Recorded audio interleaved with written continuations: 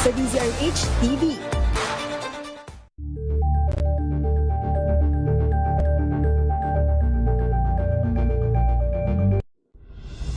Tuloy-tuloy ang pagtulong, tuloy-tuloy ang pagseserbisyo at tuloy-tuloy ang balitaan kasama si May Binauhan sa Operation Tulong mula Lunes hanggang Biyernes.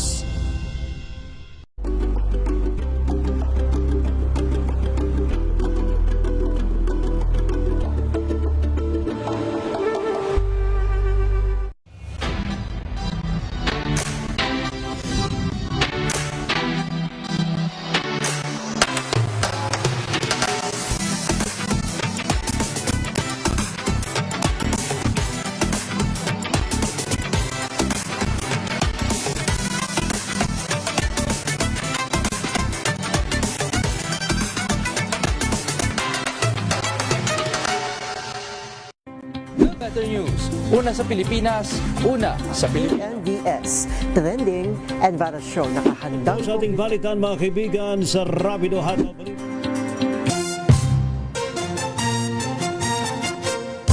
Katonyeng at Ka-Jerry. Anthony Taberna, Jerry Baha ang samahang pinatibay na ng panahon. Dos por dos. Dos por dos. Let's Marvin Gaye and get it on. Yeehaw! You got the 2 minuto na lang, alas 7 na ng umaga. Mga kababayan, how are ya? Gusto nyo pa ba ng aksyon sa Senado? Marvin Gaye. Kaya lang, magamat yung iba na-entertain. At mayroong pinagkakabahala, may inaabang-abangan. Yung iba kasi nagsawa na rin sa Netflix, no? Naubos na yata. Pati mga Korean na telenovela, naubos na, naghahanap ng bagong mapapanood. Mag-download kayo ng ibang app tulad ng HBO. Ayan, HBO Max, meron 'yan, ha. Prime, yung Prime, Amazon Prime, ayan, ha. Meron din nung Disney Plus, ayan, no? Maraming mga pelikula 'yan at mga series din. Ano yung BMX? Ha? Ha? Ano yan na Yuel? Hindi ko alam yan, ha? Viva Max. Para kang si Het, oh. Si secretary ito, meron daw siyang app, Viva Max. Pero hindi pa raw tapos ang aksyon dyan sa Senado, sabi ng Department of Justice. Dahil ang sabi ho nitong ibinibida ho nitong si Justice Secretary Frederick Vida na tuloy ang kanilang investigasyon at tinitingnan nila ang pananagutan ng ilang mga individual who helped Senator Bato de la Rosa escape from the Senate in the early hours of May 14. Ayan. Ito raw pong mga individuals na ito na mostly public officials. Naku po, mostly public officials. Ang sabi ho ni Secretary Vida, may be charged as the investigation is still going on. Sa initial findings daw po ng kanilang investigasyon, ito nga daw po yung mga public officials, yung mga tumulong dyan sa pagkakatakas ni Senator Bato. Dahil ang sabi ho ng Special Panel of Prosecutors ng Department of Justice, ito raw pong shooting dyan sa Senado noong May 13, the Senate is not under attack. Wala raw ganun. Senate wasn't under attack. Ayan. Kaya ang tanong nila, ito ba'y sinadya yung mga putukan na yan at para lang maitakas si Senator Bato? Yan po ang laman ngayon ng mga investigasyon ng DOJ. Kaya naman hindi pa tapos. Hindi pa tapos ang Senate Flix. Hindi pa tapos ang Senate Flix. Napag-uusapan ng DOJ, ito namang tinututukan pa ng DOJ na isa pa, yung pagkamatay ng 2 atleta ng Ateneo. Merong update, RH9, Tina Lolasco. Come in, Tina! Yes, Ka Jerry, ng Department of Justice o DOJ na iniimbestigahan din nila ang pananagutan at responsibilidad ng mismong Ateneo University sa pagkasawi ni na Ateneo Blue Eagles player Rene Baterbonia at Divine Adili. Sinabi ni John Secretary Frederick Bida, ang paaralan kasi ang nagsisilbing pangalawang tahanan ng mga estudyante. Obligasyon at responsibilidad nito na tiyakin ang kaligtasan ng mga mag-aaral. Ayon kay Bida, hindi lamang nakakulong ang pagisiyasat ng Justice Department sa head coach ng Ateneo basketball team at sa iba pang assistant coach, kundi maging sa posibleng pagkukulang o kapabayaan ng pamunuan ng universidad gaya sa pagpili ng lugar kung saan idinaos ang team building. Pakinggan natin si Secretary Bida. Pag hinatid mo yung anak mo sa school, pumapasok yung substitute parental authority. Diba? At dito papasok yung obligasyon at responsibilidad ng school authorities. Nanawagan din ang kalihim sa publiko na iwasan ang pagiging judgmental kaugnay ng nasabing kaso. Nakatutok po dito ang Department of Justice. Ang babasihan lang po natin ay evidence. So, iwasan din po natin yung iwasan po din natin yung maging judgmental at maging masyado po tayo yung bias po natin. Si Justice Secretary Frederick Bida. Pero Tina, anong update kay Alec Baldwin, yung kanilang pinapatawag? Si Tab Baldwin. Tad ba? Kala ko Alec Baldwin. Di ba dating artista yan? Iba yan, iba. Ha? Ano ba yan? Kapatid niya yon. Hindi ko alam ang ugnayan nila, Ka Jerry. Pero kahapon nga ay formal nang pinirmahan ng Department of Justice yung Immigration Lookout Bulletin Order dito sa hindi lamang kay Tab Baldwin kundi sa 5 pang assistant coach.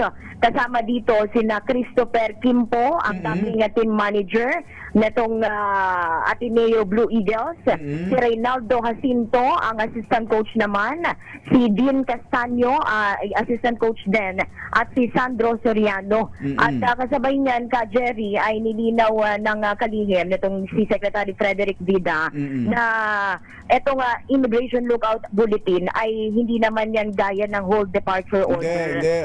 Kwan lang yan. Pagmamasdan lang yan habang dumadaan. Look out tititigan lang tapos padadaanin din. Tama ka dyan, Ka Jerry. Kaya nga't kasabay din yan ng paglilinaw na hindi lamang dito sa mga nabanggit na coach ang kanilang focus o tinututukan, kundi nga maging itong pananagutan ng mismong university kung saan nag-aaral itong dalawang nasawing Ateneo Blue Eagles player. Pero yung binabanggit ng CIDG, Tina, yun din ba ang direction ngayon ng DOJ? Kasi sabi ng CIDG, parang malinaw na sa CIDG na hindi aksidente yung pangyayari.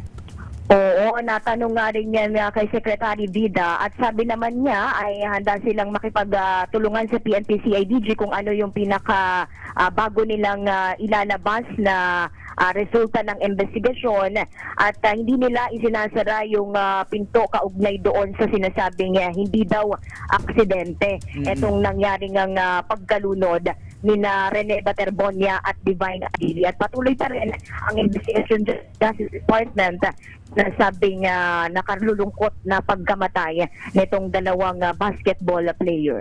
Okay, thank you, Tina. Back to you, Ka Jerry. Tina Nolasco, RH9.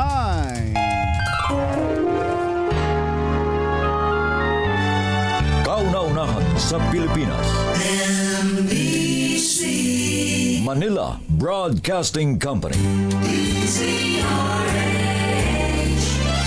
DZRH. Member, kapisanan ng mga broadcaster ng Pilipinas. Member KBP, oras! Kapopoy, 6 na minuto na makalipas ang 7 ng umaga. Balitang bagong-bago. Balitang dapat alam mo. Balitang magdadagdag ng talino. Dahil bagong impormasyon. Makibalita. Unang-una sa DZRH. Pangunahing balita. Kasama ang 2x2 tandem nina Anthony Taberna at Jerry Baha. Araw ng Thursday, June 18, 2026. Narito na po ang ulo ng ating mga pangunahing balita. Deadlock sa Senado, natuldukan na Senator Gatchalian na halal bilang bagong Senate President.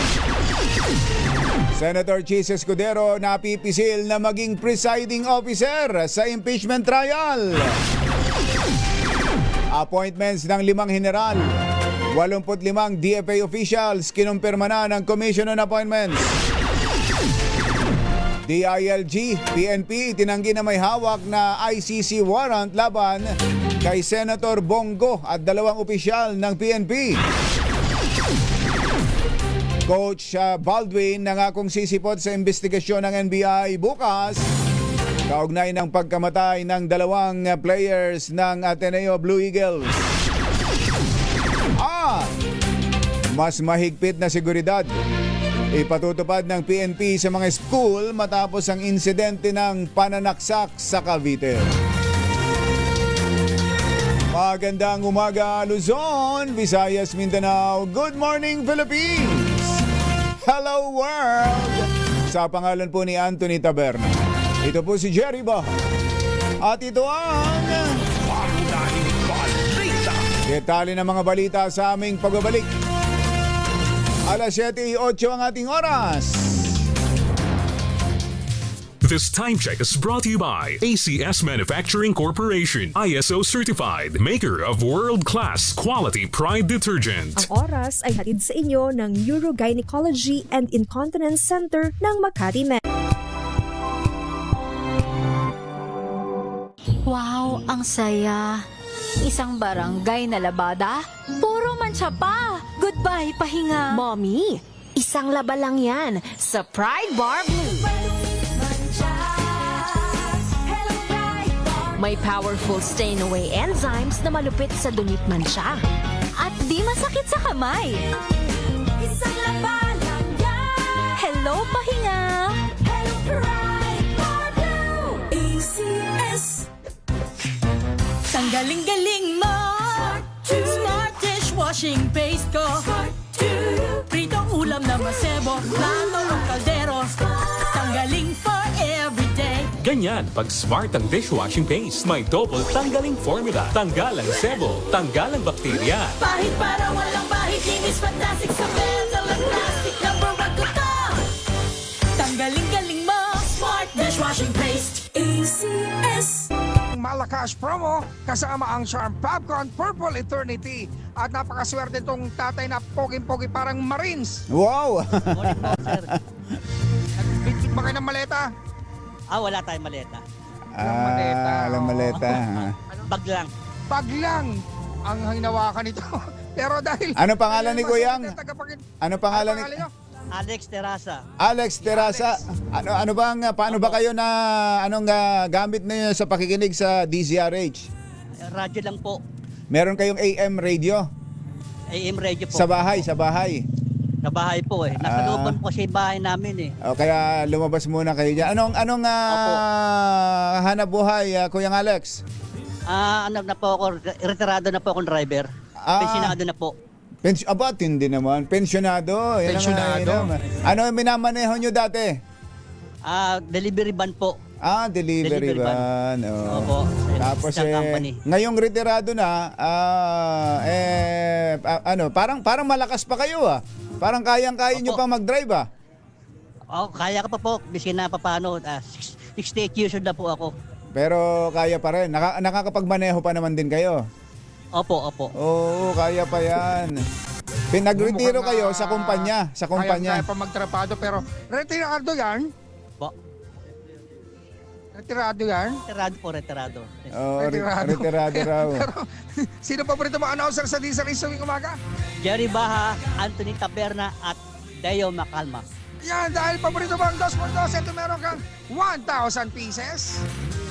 Thank you po, thank you po, thank you sa lahat. Sa DCRH, kay Sherwin. Gatsalya. Paro. Siyempre, hindi lang yan. Kailangan masagot mo yung ating word of the day kasi mukha kang masayang-masaya. Dapat alam mo kung ano ang ating word of the day. Happy ang word of the day. Happy! Yun! Happy birthday to you!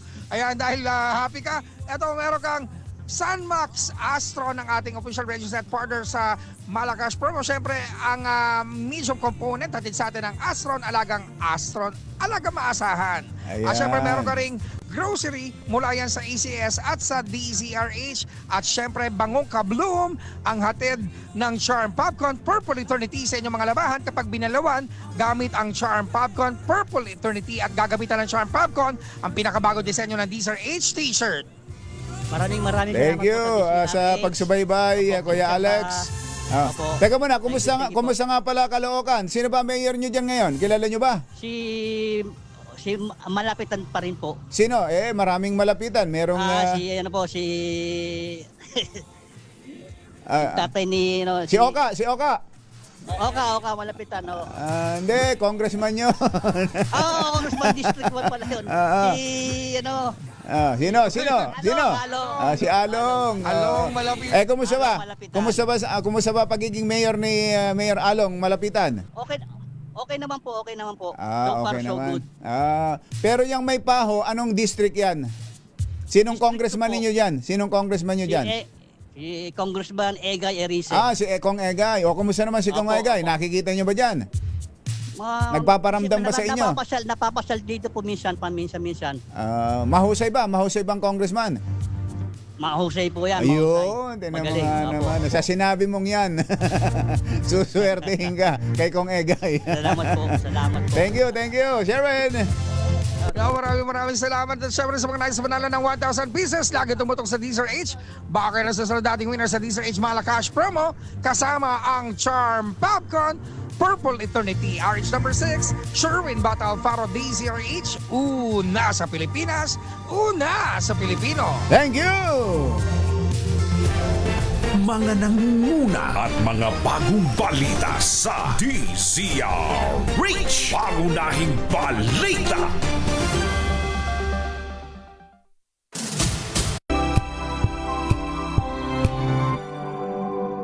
Sa lahat ng bagay, simula pa lang, siguraduhing Max Protect